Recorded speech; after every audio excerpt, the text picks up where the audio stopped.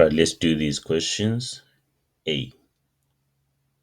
Right, 3x to the power 0. So the power here is x to the power 0. 3 is the coefficient. So this is the x that is raised to the power of 0. So this becomes 1. So 3x 0 plus, and then here this whole bracket is the base raised to the power of 0.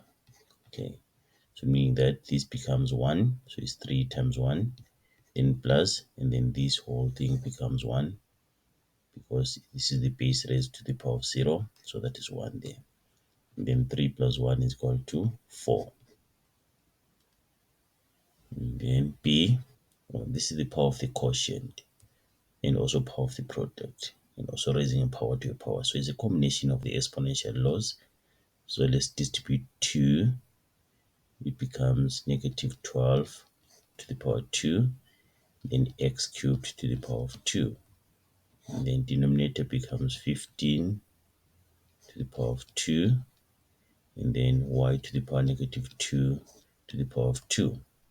Then what do we get? Negative 12 squared, that is 144.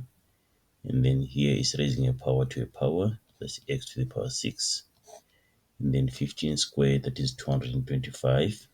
Then here raising a power to a power, that will be y to the power negative 2 times 2, that is negative 4, right? And then since this power is a negative exponent, can be moved upwards, then becomes 144 x to the power 6 y to the power 4 over 225. Okay, when we're leaving our answers with positive exponents, right? And then C, right, we can do things differently here, but I think the best thing would be to simplify what is inside the bracket. So it becomes 4y cubed 2y to the power 8 by negative 2. Let's simplify this. 2 into 2 is 1, 2 into 4 is 2. Y to the power 3 minus 8. So we have what in the bracket? 2, and then y to the power 3 minus 8.